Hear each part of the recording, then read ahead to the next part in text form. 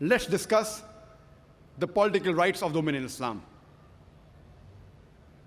Allah says in the Quran, in Surah Tawbah, chapter number 9, verse number 71, وَالْمُؤْمِنُونَ وَالْمُؤْمِنَاتِ بَعْضُهُمْ أَوْلِيَاءُ بَعْضٍ.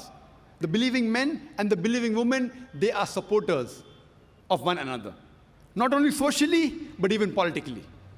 And Allah says in the Quran, in Surah Mumtahina, chapter number 60, verse number 12, that, O Prophet, when the women come to thee for an oath of fealty, that big word is bayan, it is far superior to the modern voting that we have. In modern voting, we select the head of state. But here, the Prophet, beside the women agreeing that he is the head of state, they also agreed that he was the messenger of Allah. He was the prophet of Allah. It is far superior than the modern voting system that we have today.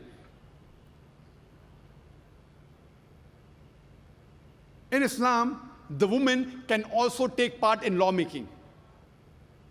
Once there was an occasion when Hazrat Umar, may Allah be pleased with him, the second caliph of Islam, he was discussing with the Sahabas that should we put an upper limit for the mahr. The women, they are demanding too much money for marriage, so should we put an upper limit? So there was a woman who objected from the back seat of the mosque. Even the woman's name is not mentioned. That means it was an ordinary woman. It wasn't a woman who was a great scholar.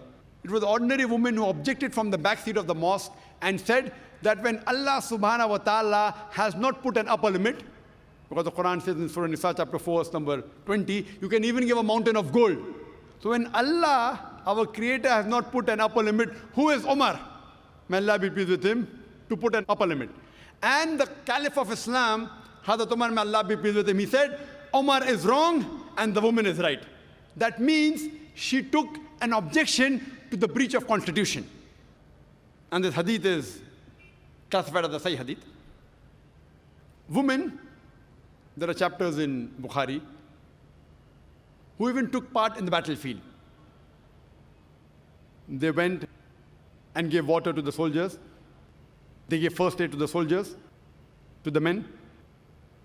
And there is an incident mentioned in Sahih Bukhari, where a lady by the name of Nafisa, during Battle of Uhud, she was amongst the other Sahabas